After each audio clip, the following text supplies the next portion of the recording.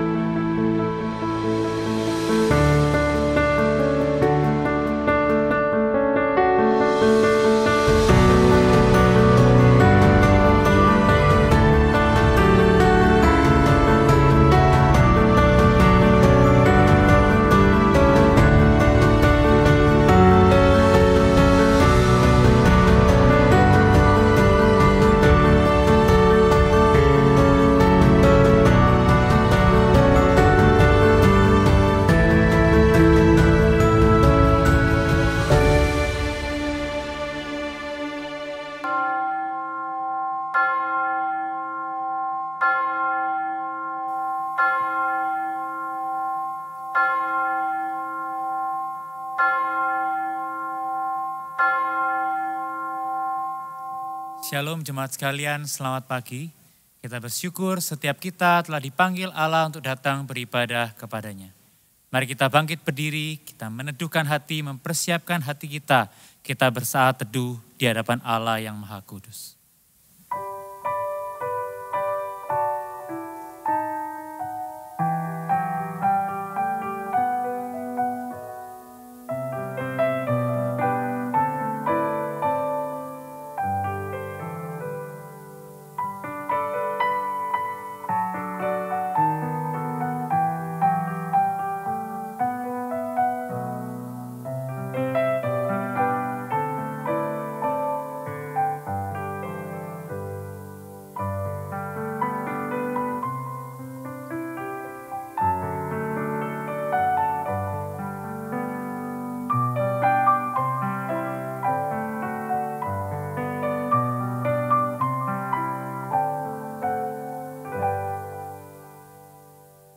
Pertolongan kita adalah dalam nama Tuhan yang menjadikan langit dan bumi.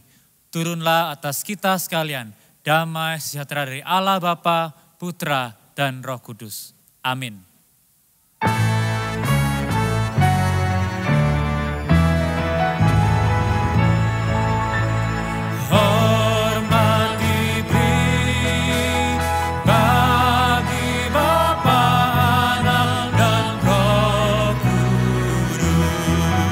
Dari mula sampai sekarang dan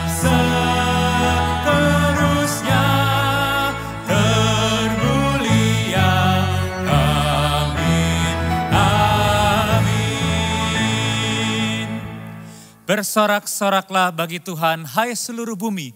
Beribadahlah kepada Tuhan dengan sukacita. Datanglah ke hadapannya dengan sorak-sorai. Ketahuilah bahwa Tuhanlah Allah, Dialah yang menjadikan kita dan punya Dialah kita, umatnya dan kawanan domba gembalaannya. Masuklah melalui pintu gerbangnya dengan nyanyian syukur, ke dalam pelatarannya dengan puji-pujian. Bersyukurlah kepadanya dan pujilah namanya. Sebab Tuhan itu baik, kasih setianya untuk selama-lamanya, dan kesetiaannya tetap turun-temurun. Allah yang penuh kuasa itu Allah yang mengundang kita beribadah kepadanya. Di hadapan tahta anak domba itu kita berdiri. Oleh karena perlayakannya semata kita memuji meninggikan Tuhan. Mari kita tinggikan Dia, angkat suara kita hanya bagi Dia. Ku berdiri di tengah umat-Mu, dari segala suku bangsa. Kami umat-Mu telah ditebus dan telah diselamatkan. Tiada kata layak tuh ku berikan, tiada kata untuk memuji-Mu, tapi ku kan bersorak segenap hati dan kekuatanku. Haleluya bagi Dia, haleluya, haleluya bagi anak domba. Haleluya, haleluya, darahnya meneguhkan setiap lidah, suku, bangsa, semua makhluk dan pulau. Berikan glory, berikan hormat, beri pujian bagi anak domba. Angkat suara kita, puji Dia. Ku berdiri di tengah umat-Mu, dari segala suku bangsa. Kami umat-Mu telah ditebus dan telah diselamatkan. Tiada kata layak untuk ku berikan, tiada kata untuk memuji-Mu,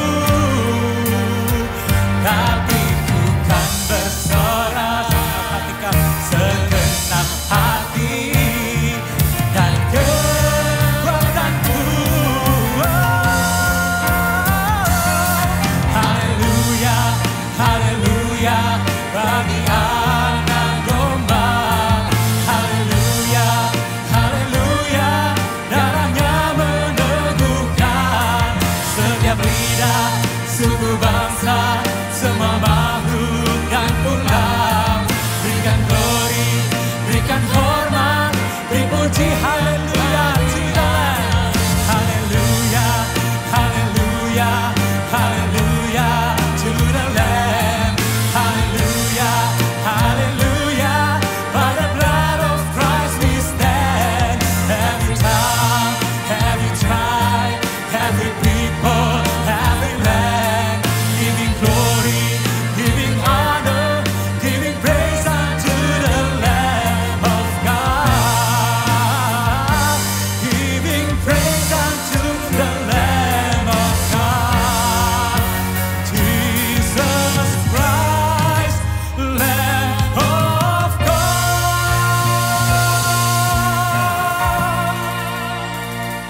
Kau Allah kami yang mulia, Engkau mengundang kami beribadah di hadapan-Mu. Tengah-tengah seluruh umat percaya di seluruh dunia, kami boleh berdiri. Bukan karena kami layak, bukan karena kami hebat, tapi hanya semata oleh anugerah-Mu. Kalau Engkau boleh melihat hidup kami Tuhan, dan seluruh hati kami. Siapakah kami Tuhan di hadapan-Mu? Dan betapa hancurnya hidup kami oleh karena dosa yang lagi dan lagi kami perbuat. Oleh itu kami datang bukan dengan hati yang tinggi, Tapi pagi ini kami datang dengan hati yang rendah. Mohon Kau membasuh kami, memulihkan hidup kami, mengampuni setiap dosa yang kami lakukan. Remukkan kami Tuhan, kalau itu mendatangkan kemuliaan bagi nama-Mu. Biar tangan-Mu Tuhan membangun kami kembali, mengangkat kepala kami, untuk kami boleh layak beribadah kepada-Mu. Dan biarlah ibadah pada pagi hari ini menjadi pengharapan kami, suatu kali kelak kami akan beribadah di sorga bersama dengan segala umat dari segala bangsa dan bahasa. Kami meninggikan, memuliakan-Mu. Setiap detik ibadah ini kami serahkan hanya di dalam tangan-Mu Tuhan kami, Yesus Kristus. Amin. Berita anugerah bagi setiap kita terambil dari Mazmur 103 ayat 10 sampai 14. Tidak dilakukannya kepada kita setimpal dengan dosa kita, dan tidak dibalasnya kepada kita setimpal dengan kesalahan kita, tetapi setinggi langit di atas bumi. Demikian besarnya kasih setianya atas orang-orang yang takut akan Dia. Sejauh timur dari barat, demikian dijauhkannya kepada kita segala pelanggaran kita. Seperti Bapa sayang kepada anaknya, demikian Tuhan sayang kepada orang-orang yang takut akan Dia. Sebab Dia sendiri tahu apa kita, Dia ingat bahwa kita ini debu. Silakan duduk. Setiap kita adalah debu, kita berlumur dosa. Tapi Tuhan yang baik itu memandang kita berharga dan layak. Mari kita mengangkat hati kita, mensyukuri Tuhan yang baik itu. Tuhan yang mengasihi. Menaikkan pujian, Allah sanggup, Allah sanggup. Angkat suara kita puji Dia. Apa yang tak pernah dilihat mata, yang tak pernah didengar telinga, yang tak pernah timbul di dalam hati, semua disediakannya bagi yang mengasihi Dia. Allah sanggup melakukan segala perkara, dulu, sekarang, dan selamanya. Kuasa-Nya tidak berubah. Allah sanggup melakukan segala perkara, dulu, sekarang, dan selamanya. Kuasa-Nya tak berubah.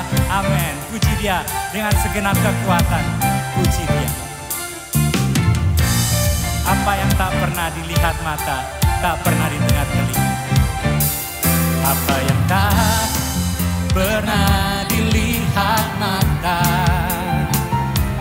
yang tak pernah didengar telinga, yang tak pernah timbul di dalam hati, semua disediakannya bagi yang mengasihi Dia.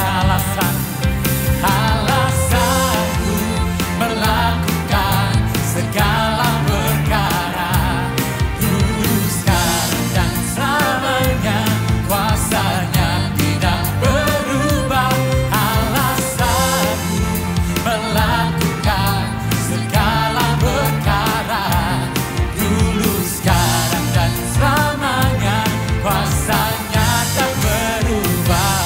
Puji Dia. Allah sanggup melakukan segala perkara, dulu, sekarang, dan selamanya.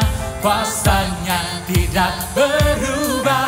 Allah sanggup melakukan segala perkara, dulu, sekarang, dan selamanya. Kuasa-Nya tak berubah. Dulu, sekarang, dan selamanya.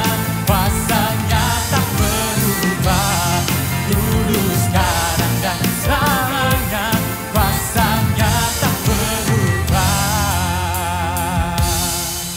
Di tangan Allah yang penuh kuasa itu, Ia Allah yang menuntun setiap kita.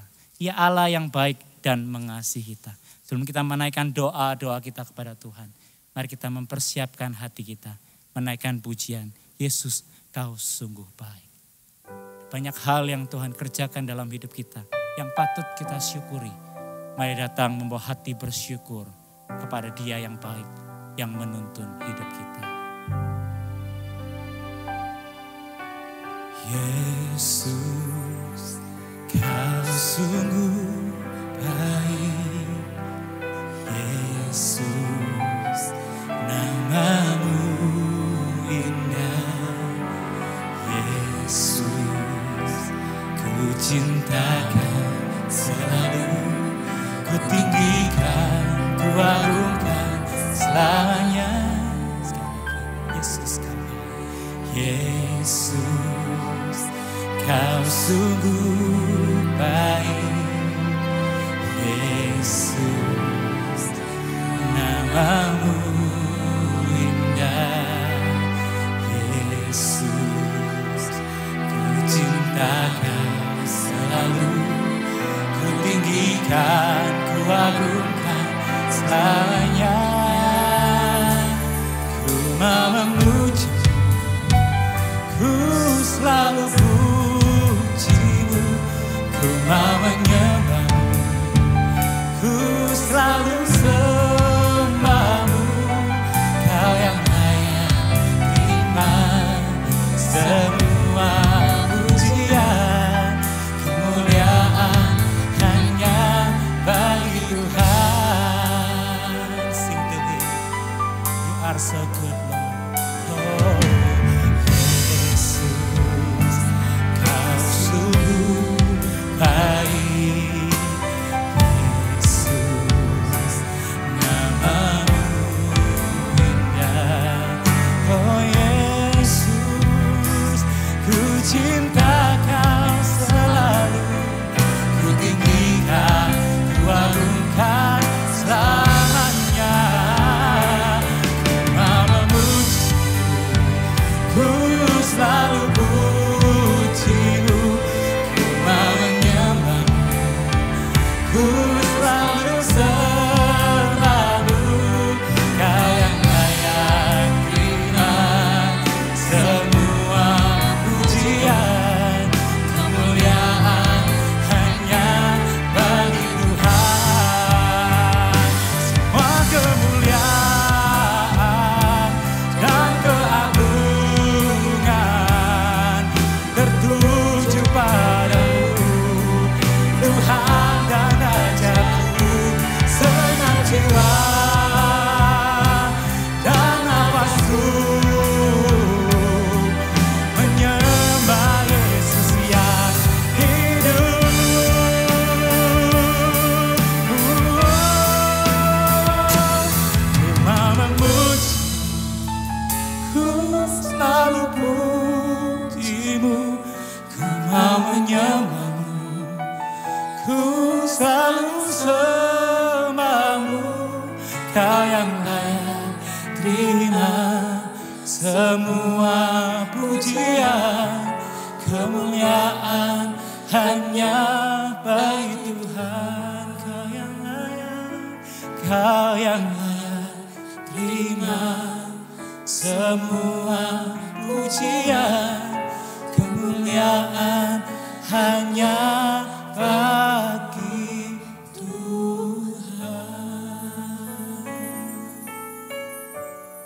Ada banyak kebaikan Tuhan dalam hidup kita. Di tengah-tengah bahkan segala kesulitan ada anugerah demi anugerah yang Ia berikan. Mari sejenak kita bersyukur di hadapan Tuhan.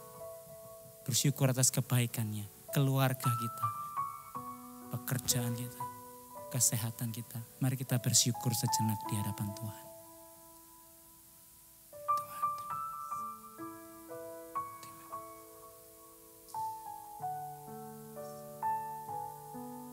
Mari saat ini kita juga bersama-sama membawa doa-doa pribadi kita masing-masing ke hadapan Tuhan. Doa keluarga, pekerjaan, kesehatan, pelayanan, mari kita datang membawa doa pribadi kita. Bagi Dia, Yesus yang baik, mari kita berdoa. Tuhan.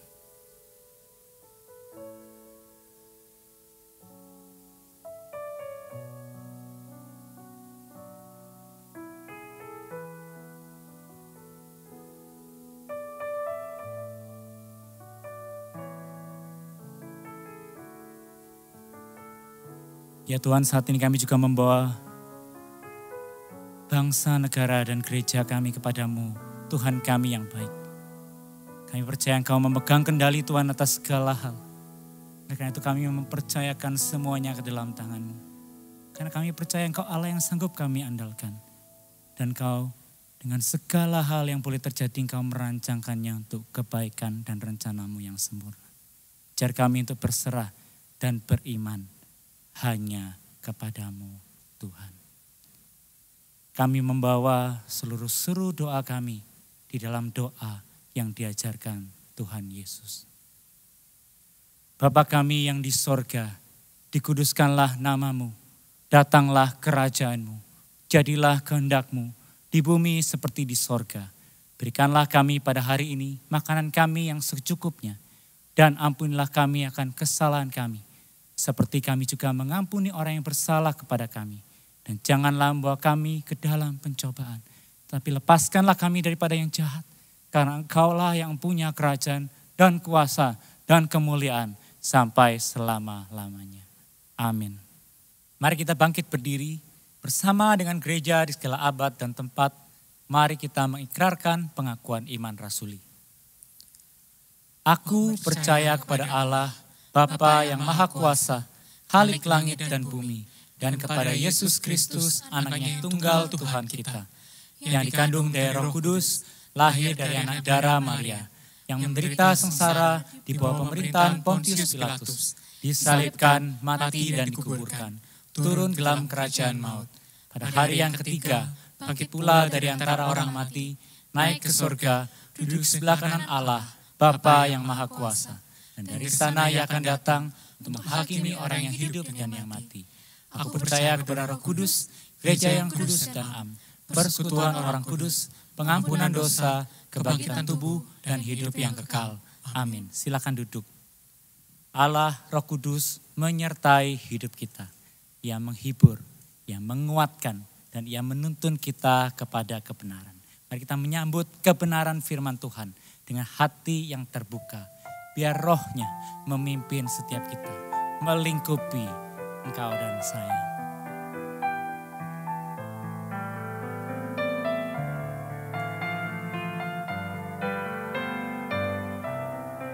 Biarlah Yesus melingkupi kita dengan roh dan kasih-Nya.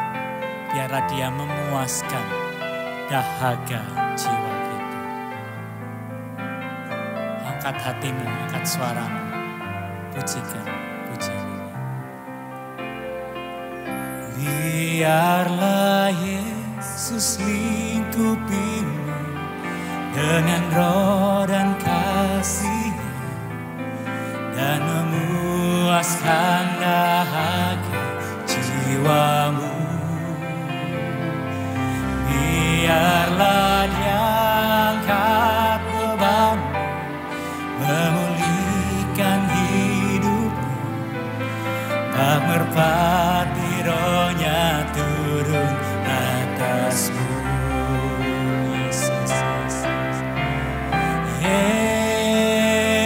Yesus, oh Yesus, lawatlah umat-Mu. Yesus, oh Yesus, tuntun domba-Mu. Serahkanlah kepada Yesus kepedihan hidup, ketakutan, duka, dan tangisanmu. Roh-Nya akan datang menghibur, menenangkan hatimu, tegar hadapi hidup bersamanya. Sebutkan Yesus, oh Yesus, Yesus, oh Yesus, rawatlah umat-Mu.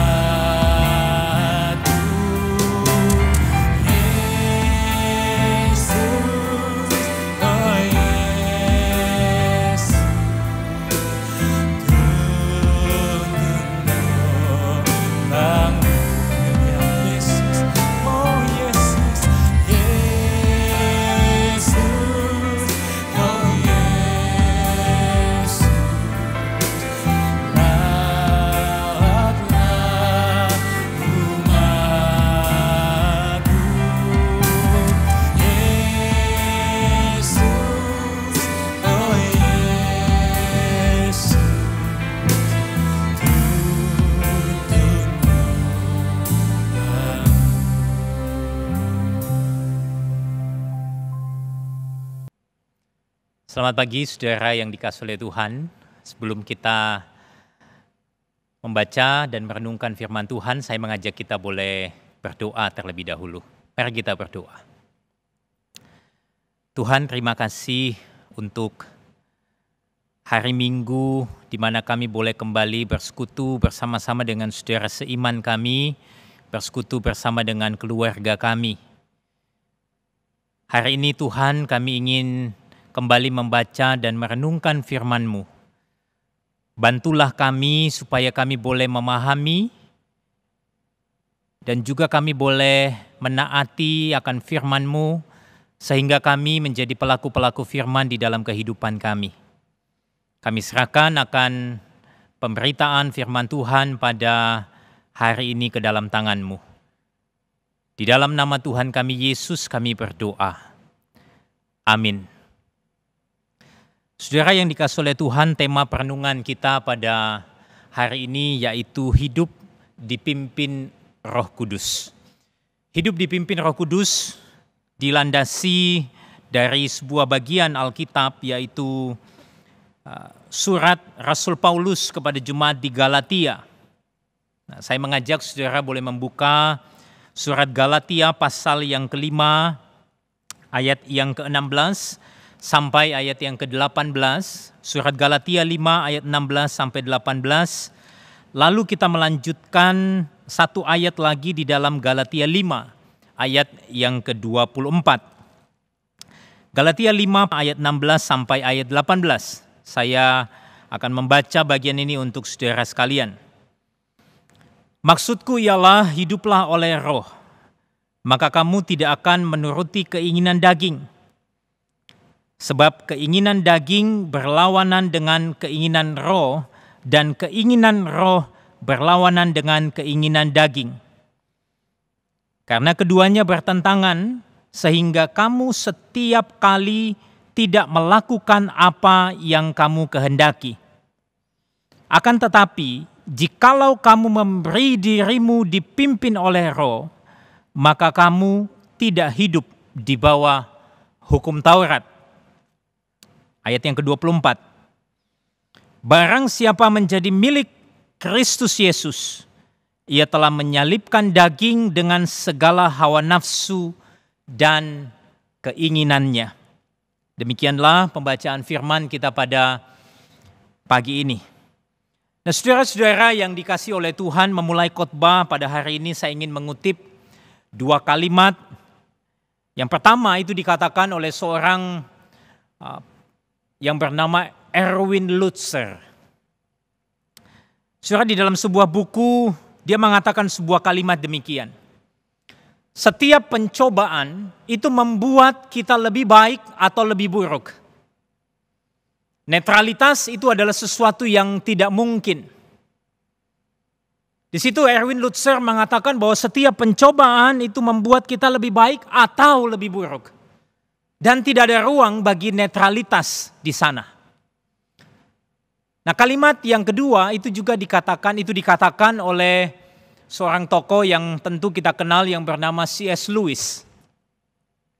Di dalam sebuah catatannya C.S. Lewis mengatakan kalimat yang senada bahwa tidak ada tempat netral di dalam alam ini. Setiap sudut, setiap menit itu adalah milik Allah dan juga diklaim oleh iblis. Jadi sekali lagi C.S. Lewis mengatakan bahwa tidak ada tempat netral di dalam alam ini. Setiap sudut, setiap menit itu adalah milik Allah dan pada saat yang sama diklaim juga oleh si iblis. Nah, saudara-saudara yang dikasihi oleh Tuhan, dua kalimat ini menyadarkan saya akan satu hal yang pasti, bahwa sesungguhnya tidak ada ruang bagi netralitas di dalam dunia ini. Ketika setiap hari kita diperhadapkan dengan berbagai macam pilihan, maka pilihan-pilihan yang kita ambil itu sesungguhnya tidak ada yang netral. Sekali lagi saudara, saya mengatakan kalimat ini. Ketika kita diperhadapkan dengan berbagai macam pilihan setiap hari di dalam hidup kita, maka sesungguhnya pilihan-pilihan yang kita ambil itu tidak ada yang netral. Nah, saya ambil contoh. Misalnya waktu saudara memilih jodoh. Apakah kita bebas memilih. Nah, kalau kita lihat sebetulnya, maka kita tentu punya kriteria tertentu waktu memilih jodoh. Dan biasanya kriteria-kriteria itu ditentukan oleh siapa diri kita. Misalnya, saudara bertumbuh di dalam keluarga yang seperti apa, itu acap kali menentukan pilihan pasangan saudara. Ada pemuda-pemudi yang suka bilang kepada saya begini, saya kalau pilih jodoh mau cari yang seperti papa atau yang seperti mama. Atau ada juga yang mengatakan saya kalau mau pilih jodoh saya nggak mau cari yang seperti papa atau yang seperti mama. Apapun itu saudara, kriteria itu bagi saya menunjukkan bahwa sesungguhnya pilihan-pilihan kita itu tidak bersifat netral. Ada sesuatu yang mempengaruhi kita untuk kita bisa memilih. Sehingga sesuatu yang mempengaruhi itu tidak membuat pilihan kita menjadi netral. Nah saudara, ketika bicara tentang tidak adanya ruang bagi netralitas, maka ini juga berlaku di dalam persoalan mengikut Yesus. Tidak ada ruang netral di dalam mengikut Yesus. Pilihan yang ada hanyalah ikut Yesus atau tidak ikut Yesus. Nah, saya ambil contoh dari dua bagian Alkitab. Misalnya di dalam kitab Yosua. Saya mengajak saudara membuka bagian itu. Yosua pasal yang ke-24, ayat yang ke-14 dan ayat yang ke-15. Yosua 24, ayat 14 dan ayat 15. Di sana dikatakan demikian. Oleh sebab itu, takutlah akan Tuhan dan beribadahlah kepadanya dengan tulus, ikhlas dan setia. Jauhkanlah Allah yang kepadanya nenek moyangmu telah beribadah di seberang sungai Efrat dan di Mesir, dan beribadahlah kepada Tuhan. Tetapi jika kamu anggap tidak baik untuk beribadah kepada Tuhan, pilihlah pada hari ini kepada siapa kamu akan beribadah. Allah yang kepada nenek moyangmu beribadah di seberang sungai Efrat, atau Allah orang Amori yang negerinya kamu diami ini. Tetapi aku dan seisi rumahku, kami akan beribadah kepada Tuhan. Di dalam bacaan ini Yosua sesungguhnya menampilkan dua pilihan yang diperhadapkan kepada umat Israel. Beribadah kepada Tuhan atau beribadah kepada Allah-Allah lain. Pilihannya adalah Tuhan atau Allah lain. Lalu bagian yang lain saudara di dalam Injil Lukas misalnya, ya. Mari kita membuka Alkitab kita, Injil Lukas pasal yang ke-11 ayat yang ke-23 bagian A. Saudara perhatikan Injil Lukas pasal 11 ayat 23 bagian A. Dikatakan, siapa tidak bersama aku, ia melawan aku. Saudara, kalimat ini tentu secara jelas, secara eksplisit menyatakan akan dua pilihan. Dan di sana tidak ada pilihan yang netral. Siapa yang tidak bersama Yesus, dia melawan Yesus. Siapa yang bersama Yesus, artinya dia tidak sedang melawan Yesus. Nah, dalam bacaan kita hari ini, di dalam kitab Galatia, surat Galatia, di sana Paulus mengungkapkan bahwa di dalam hidup setiap orang percaya, sesungguhnya ada dua pilihan. Ada pilihan yang harus diambil dan dipilih oleh setiap anak-anak Tuhan, yaitu hidup dipimpin oleh Roh atau hidup menuruti keinginan daging. Saudara, tidak ada ruang netral di sini. Tidak ada yang bisa berkata, Pak, boleh nggak saya pilih setengah hidup dipimpin Roh, setengah hidup menuruti keinginan daging? Tidak ada pilihan itu, saudara. Yang ada hanyalah hidup dipimpin oleh Roh atau hidup menuruti keinginan daging. Nah, jika demikian, saudara, saya rasa kita perlu bertanya di dalam perundangan ini. Kalau begitu, bagaimana kita bisa memilih untuk hidup dipimpin oleh Roh dan tidak menuruti keinginan daging? Bagaimana kita bisa memilih hidup dipimpin oleh Roh atau hidup dipimpin oleh keinginan daging? Bagaimana kita bisa memilih itu? Nah, saudara-saudara yang dikasihi oleh Tuhan, di dalam bacaan kita, kitab Galatia, surat Galatia pasal yang kelima ayat 24. Saya secara khusus ingin menyoroti bagian ini terlebih dahulu. Di sana dikatakan demikian, barang siapa menjadi milik Kristus, ia telah menyalibkan daging dengan segala hawa nafsu dan keinginannya. Saudara perhatikan kalimat menjadi milik Kristus Yesus. Ayat ini sejatinya menegaskan dua hal bagi saya. Yang pertama ingin mengatakan bahwa hanya karya Kristuslah yang menjadikan kita sekarang ini menjadi miliknya. Hanya karya Kristus kita itu bisa menjadi milik Allah. Sama seperti ketika Paulus itu mengatakan di dalam kitab Roma pasal yang ke-7. Kitab Roma pasal yang ke-7 ayat yang ke-24, 25. Di sana dikatakan demikian. Aku manusia celaka. Siapakah yang akan melepaskan aku dari tubuh maut ini? Syukur kepada Allah oleh Yesus Kristus Tuhan kita. Paulus di sana mengatakan, aku ini manusia celaka. Siapakah yang dapat melepaskan aku dari tubuh maut ini? Tapi syukur kepada Allah oleh Yesus Kristus Tuhan kita. Hanya karena karya Kristuslah kita bisa menjadi milik daripada Allah. Lalu yang kedua, kalimat ini menegaskan akan hal yang lain, yaitu bahwa sesungguhnya hidup kita ini bukan lagi untuk diri kita, melainkan untuk Kristus Yesus. Karena apa? Karena kita sudah menjadi miliknya. Paulus di dalam Galatia pasal yang kedua, satu bagian yang tentu tidak asing bagi kita. Di sana Paulus mengatakan, Galatia pasal 2 ayat yang ke-20. Namun aku hidup, tetapi bukan lagi aku sendiri yang hidup, melainkan Kristus yang hidup di dalam aku. Dan hidupku yang kuhidupi sekarang di dalam daging adalah hidup oleh iman dalam Anak Allah yang telah mengasihi aku dan menyerahkan dirinya untuk aku.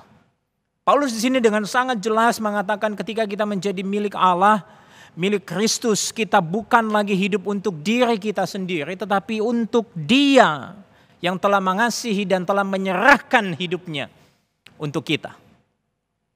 Jadi saudara, jelas bahwa waktu kita bisa memilih hidup untuk dipimpin oleh Roh, sesungguhnya itu karena kita sudah menjadi milik Kristus.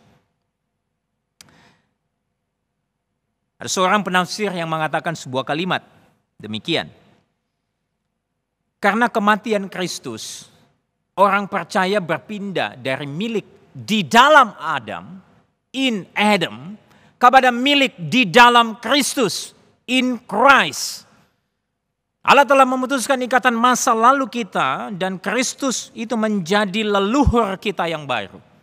Itulah sebabnya Paulus acap kali merujuk keberadaan orang percaya sebagai orang-orang yang ada in Christ, di dalam Kristus. Itu adalah fondasi dan dasar dari seluruh hidup kita yang baru ini. Nah, saudara-saudara yang dikasihi oleh Tuhan, bagian ini mungkin sudah sering kita dengar dan rasanya seringkali hanya sampai sebatas pemahaman kita saja.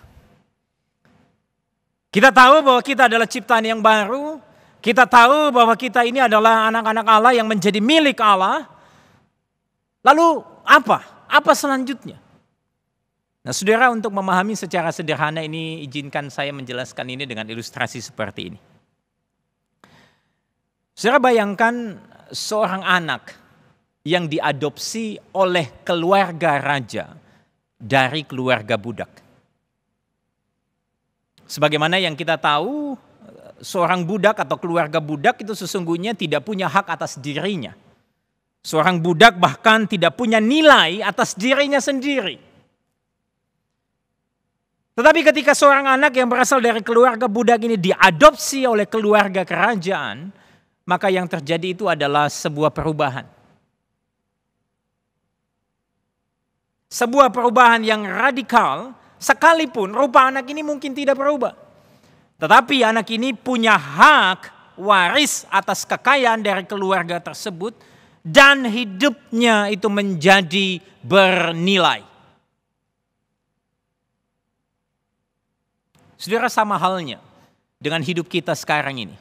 Dahulu kita ini masih menjadi budak dosa dan hidup kita itu hanya semata-mata ingin membuahkan keinginan-keinginan dosa. Tetapi ketika kita sudah menjadi milik Kristus, maka kita tidak lagi hidup di bawah dosa. Tapi justru kita mampu untuk menghasilkan buah roh secara nyata. Sebagaimana yang dikatakan di dalam Galatia pasal 5. Ayat 22 dan 23 di sana. Kalau kita hidup di bawah pimpinan roh, maka kita akan menghasilkan buah roh. Dan itulah yang menjadi sebuah perubahan di dalam kehidupan kita. Tetapi saudaraku, itu bukan berarti bahwa dosa itu sudah lenyap dari hidup kita untuk selama-lamanya. Kita tentu masih bergumul dengan dosa. Dan satu kali Rasul Paulus di dalam Roma pasal 15, pasal 7. Ya, saya mengajak saudara membuka bagian itu, Roma pasal yang ke-7.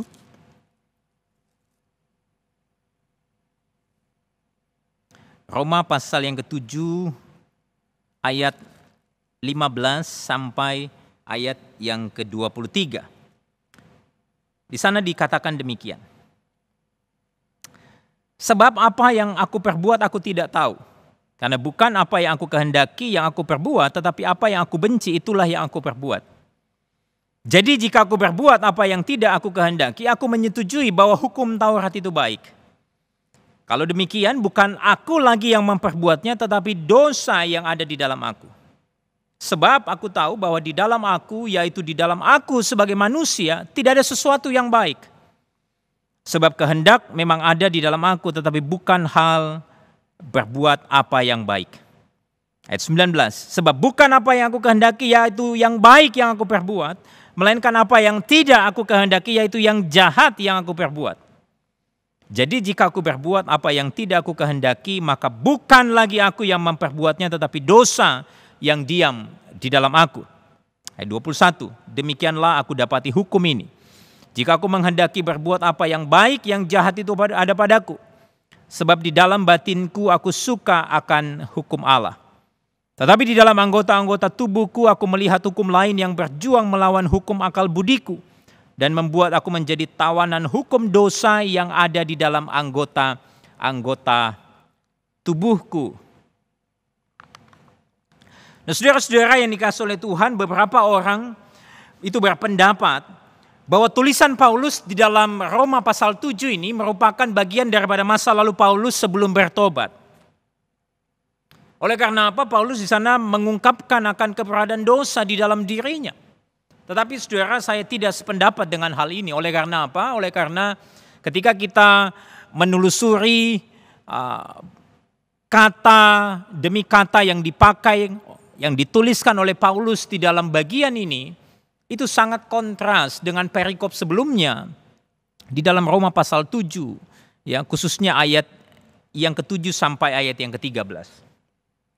Di dalam bagian yang kita baca Roma 7 ayat 15 sampai 23 di sana, Paulus menggunakan sebuah tenses yang disebut yaitu present tense. Sedangkan di dalam perikop sebelumnya pasal 7 ayat 7 sampai 13 misalnya, di sana Paulus banyak menggunakan sebuah tenses yaitu past tense. Tetapi yang menarik saudara bagi saya adalah begini. Bahwa sesungguhnya persoalan dosa itu bukan persoalan dari sesuatu yang ada di luar, tetapi justru sesuatu yang ada di dalam. Bahwa sesungguhnya persoalan dosa itu bukanlah sesuatu yang ada di luar sana, tetapi justru sesuatu yang ada di dalam diri. Ada yang mengatakan sebuah kalimat begini.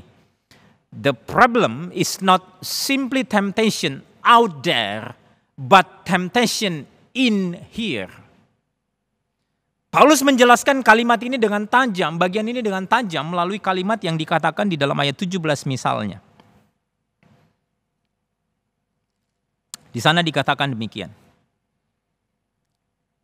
Kalau demikian, bukan aku lagi yang memperbuatnya, tetapi dosa yang ada di dalam aku. Perhatikan frasa dosa yang ada di dalam aku itu diulang di dalam ayat yang ke-20. Di sana dikatakan, jadi jika aku berbuat apa yang tidak aku kehendaki, maka bukan lagi aku yang memperbuatnya, tetapi dosa yang diam di dalam aku.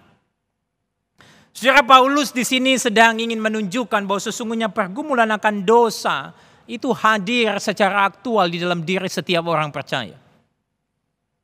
Kita anak-anak Tuhan yang sudah menjadi milik Kristus terus bergumul di dalam kehadiran dosa itu secara aktual di dalam diri kita. Lalu mungkin kita tanya, bagaimana kita bisa memahami karya kemenangan Kristus atas dosa? Bagaimana kita ini sebagai anak-anak Allah yang sudah menjadi milik Allah bisa mengalami kemenangan atas dosa? Jawabannya jelas, saudara, di dalam bacaan kita di dalam Galatia. Di sana diungkapkan bahwa sesungguhnya kehadiran dan kekuatan Roh Kuduslah yang menolong kita. Saya setuju sekali, saudara, dengan kalimat yang diungkapkan oleh Erwin Lutzer. Di sana dia mengatakan sebuah kalimat demikian. Ingatlah bahwa Roh Kudus itu memberi kita dorongan. Bahwa the Holy Spirit desire to energize you. Jangan pernah berpikir bahwa dia enggan menunggu untuk dibujuk agar mengendalikan hidup kita. Dia memang tinggal di dalam kita dengan tujuan agar menjadi pemimpin dalam hidup kita. Tetapi dia, yaitu Roh Kudus, tidak akan menjalankan kuasanya terlepas dari iman kita. Nah, dia mengatakan sebuah kalimat terakhir demikian. If you ask him to control you, believe that he will. Kalau saudara meminta Roh Kudus untuk mengontrol hidup saudara, maka percayalah dia akan melakukannya di dalam hidup saudara. Dan hal ini yang dikatakan oleh Paulus di dalam Galatia pasal 24. Kalimat yang selanjutnya di sana dia katakan, ia telah menyalibkan daging dengan segala hawa nafsu dan keinginannya. Dalam bagian ini Paulus ingin mengingatkan kita bahwa sesungguhnya proses menyalibkan daging dengan segala hawa nafsu dan keinginannya itu adalah sebuah tindakan aktif yang harus dilakukan oleh setiap orang percaya sekalipun mereka sudah menjadi milik Kristus. Ini adalah sebuah tindakan aktif yang harus dilakukan oleh setiap kita sekalipun kita sudah menjadi milik Kristus. Itulah sebabnya perhatikan di dalam Galatia 5 ayat 16 ayat 18 di sana dikatakan hiduplah oleh Roh. Ayat 18 dikatakan akan tetapi jikalau kamu memberi dirimu dipimpin oleh Roh. Kalimat ini tentu menegaskan sebuah nada keaktifan kita di dalam hidup di bawah pimpinan Roh. Nah, saudara-saudara yang dikasihi oleh Tuhan, nah bicara tentang tindakan aktif, maka saya rasa ini sesuatu yang perlu melibatkan keseriusan dari setiap kita untuk melawan keinginan daging dan segala hawa nafsu kita. Saudara, untuk memahami hal ini, izinkan saya menceritakan kepada saudara sebuah kisah. Kisah dari seorang biarawan pada abad yang ke-6 yang bernama Benedict. Saudara, dia dikenal dengan sebutan Benedict of Nursia. Siapakah Benedict ini? Saudara, Benedict ini adalah seorang yang dilahirkan dari keluarga yang kaya, yang tinggal di sebuah kota kecil di Italia yang bernama Nursia. Dia hidup dan dibesarkan dengan kecukupan, bahkan bisa dikatakan dengan kemewahan. Saudara, semasa dia kecil, Karena dia lahir di dalam keluarga yang kaya raya, mewah, dia akhirnya dikirim ke pusat kota Italia, yaitu kota Roma, untuk belajar di sana. Di kota Roma, saudara, dia belajar, dia bertumbuh semakin dewasa. Dia bertemu dengan orang-orang banyak di sekitar hidupnya. Dan sampai pada satu titik, saudara, dia sangat tidak tahan dengan kehidupan yang sangat korup dan hedon di kota Roma. Lalu singkat cerita, saudara, dia akhirnya memutuskan untuk meninggalkan kota Roma, lalu mencari sebuah tempat untuk menyendiri bersama dengan Tuhan. Lalu kemudian, saudara, dia menemukan sebuah tempat yang tepat untuk menyendiri, yaitu di sebuah gua, di sebuah bukit yang bernama Bukit Subiaco. Yang jaraknya kira-kira 80 km sebelah timur dari kota Roma. Saudara, apa yang terjadi di sana? Dan di gua itu, saudara, dia tinggal selama 3 tahun lamanya untuk menyendiri bersama-sama dengan Tuhan. Dia berdoa, entah mungkin dia berpuasa. Dan entah bagaimana, saudara, dia bisa survive, dia bisa bertahan hidup di sana dengan cukup lama. Yang menariknya, saudara, di dalam kesendiriannya itu, terkadang iblis itu sering menggodanya untuk kembali kepada kehidupannya yang mewah dan nyaman. Saudara, ketika godaan itu datang, saudara, berkali-kali dia bisa mengatasi godaan itu. Tetapi saudara, satu kali, iblis itu menggodanya dengan memperlihatkan kepadanya bayangan seorang wanita cantik yang pernah ia jumpai di kota Roma. Berulang kali, saudara, dia digoda untuk turun dari gunung itu dan kembali ke kota Roma untuk mencari wanita itu. Saudara, kalau tawaran kemewahan, kenyamanan itu berhasil, dia menangkan berkali-kali.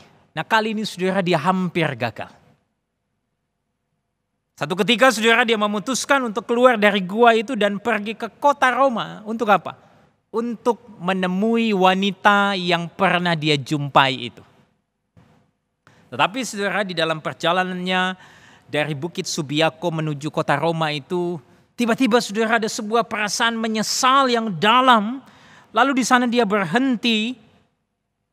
Dan di tempat perhentiannya itu, saudara, dia melihat ada sebuah semak duri yang tajam. Lalu kemudian, saudara, dia membuka pakaiannya.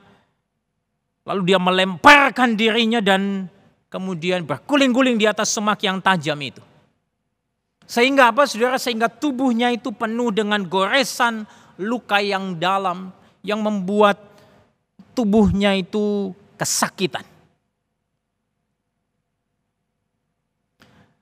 Nah, saudara, kisah ini saya ceritakan kepada saudara sebetulnya untuk menunjukkan adanya sebuah usaha yang serius untuk berjuang menang atas godaan. Dan hal itu, saudara, dinyatakan lewat tindakan asketis seperti pergi menyendiri bahkan sampai menyakiti diri. Tetapi saudara, bagi anak-anak Tuhan, saya rasa ini bukan cara yang tepat bagi kita di dalam menyelesaikan persoalan keinginan daging dan hawa nafsu. Ini bukan cara yang tepat. Tetapi saudara, yang ingin saya highlight di sini adalah keseriusan, kesungguhan di dalam berjuang melawan keinginan daging itu patut kita acungi jempol.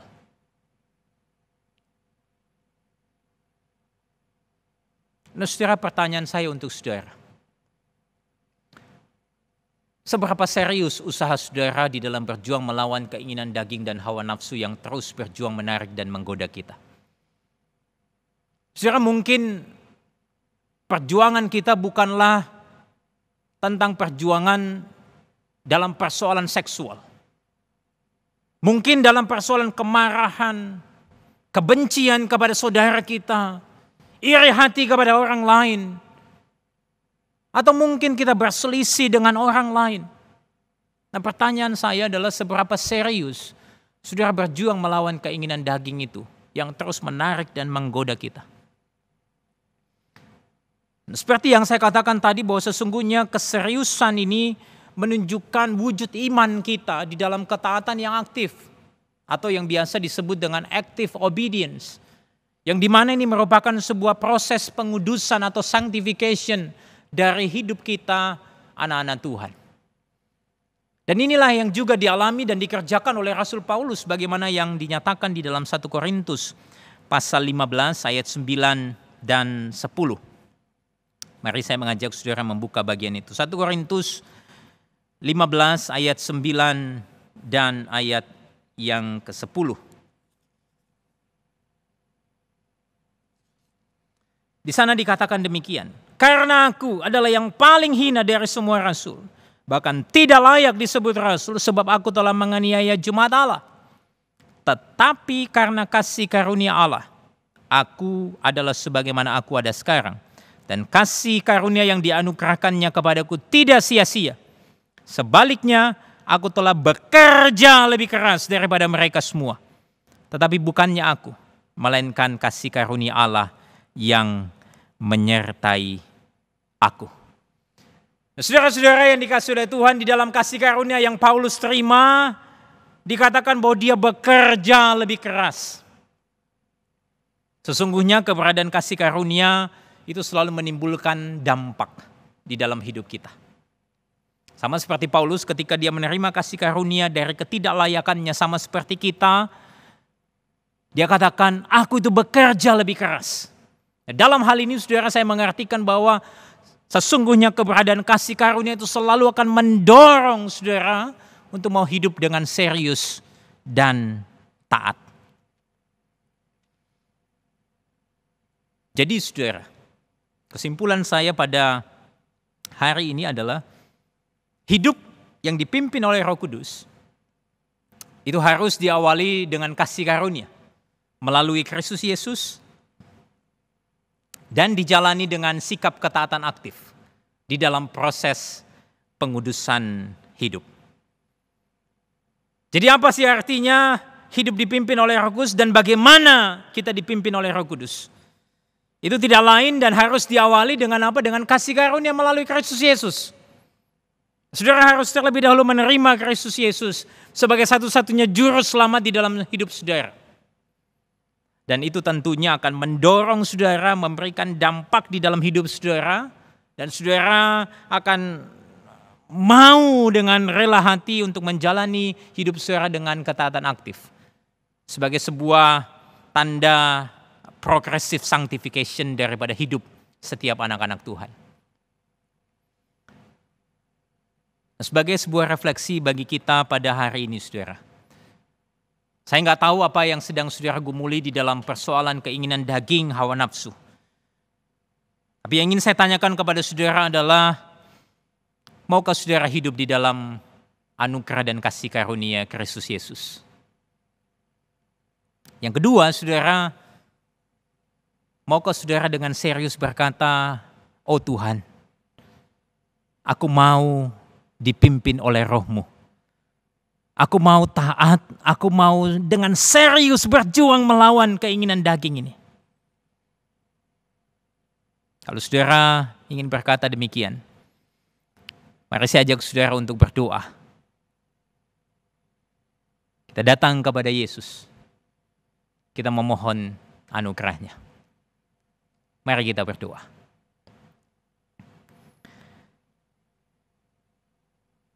Oh Tuhan, kami berterima kasih. Hanya karena kasih karunia-Mu lah kami hari ini menjadi milik Allah. Dan ketika kami sadar kami adalah milik Allah, kami ingin hidup hanya untuk Allah. Hanya memuliakan Kristus. Dan kami juga ya Tuhan ingin secara sadar dan serius menjalani kehidupan kami ini dengan aktif berjuang melawan keinginan-keinginan dosa yang ada di dalam diri kami. Ya Allah Roh Kudus, tolonglah kami. Supaya kami bisa dipimpin oleh Engkau. Hamba-Mu berdoa ya Tuhan bagi saudara seiman, jemaat dimanapun mereka berada. Biarlah kami semua bersama-sama bertekad untuk hidup sungguh-sungguh di hadapan Tuhan di dalam menjalani tahun yang baru ini. Kami tidak ingin mendukakan hati Tuhan. Kami tidak ingin mengecewakan Tuhan. Kami ingin terus berpegang kepada kasih karunia-Mu. Dan biarlah kami mau dipimpin oleh Roh-Mu. Terima kasih Tuhan, terpujilah Engkau. Dengarlah doa kami ini, di dalam nama Tuhan kami Yesus, kami berdoa. Amin. Tiba saatnya kita akan memberikan persembahan bagi Tuhan. Mari memberi yang terbaik bagi Dia. Mari memberi dengan penuh syukur dan sukacita. Persembahan dapat diberikan dengan cara scan QRIS atau transfer ke rekening gereja masing-masing.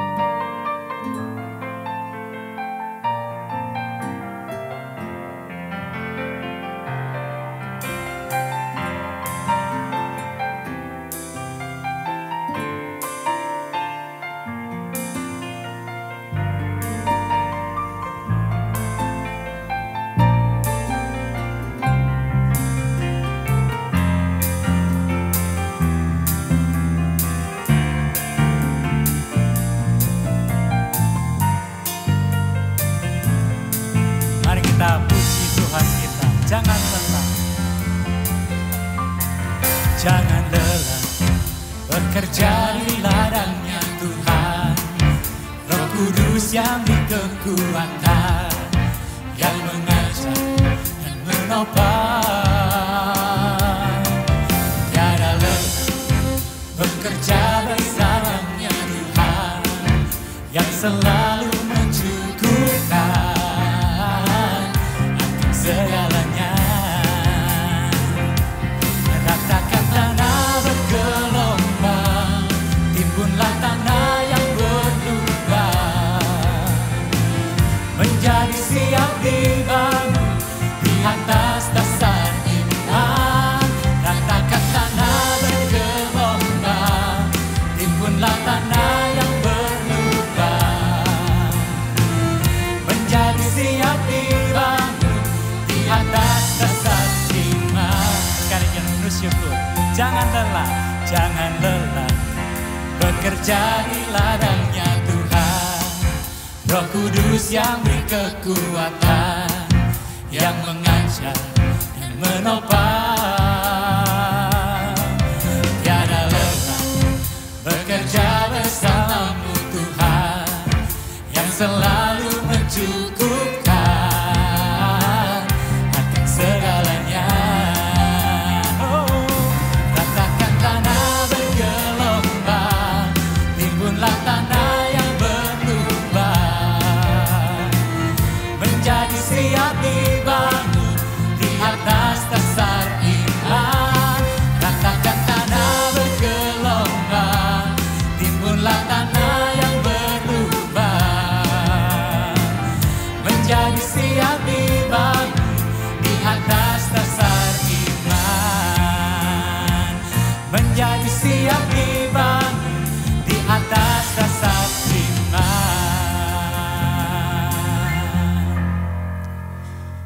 Mari kita bersama bangkit berdiri, kita akan membawa persembahan kita di dalam doa. Bapa dalam surga, kami bersyukur pada hari ini kami boleh memuji, memuliakan nama-Mu. Merupakan suatu kebahagiaan yang luar biasa untuk kami.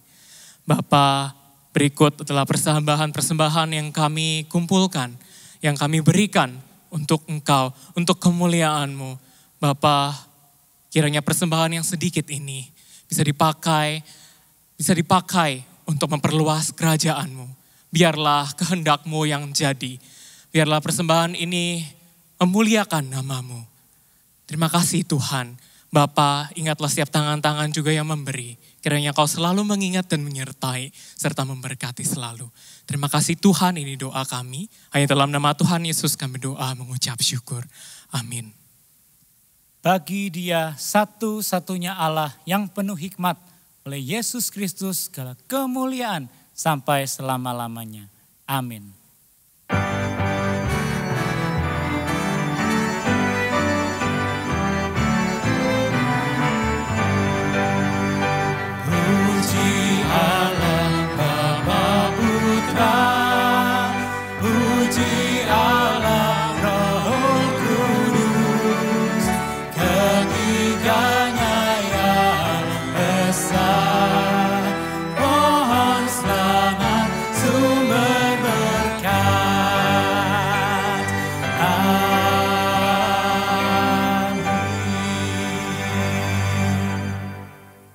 Bapak Ibu yang dikasihi Tuhan, kita akan mengakhiri ibadah kita pada hari ini. Kita akan satukan hati kita akan menerima berkat dari Tuhan. Kiranya berkat dan kasih yang kekal dari Allah Bapa, anugerah keselamatan di dalam Kristus Yesus Tuhan, kekuatan, penghiburan, dan penyertaan dari Allah Roh Kudus, menyertai saudara sekalian, mulai hari ini hingga kedatangan Tuhan Yesus yang kedua kalinya. Dan dimanapun kita berada, boleh hidup menjadi saksi-saksi bagi Tuhan dan memuliakan Tuhan sampai selama-lamanya. Amin.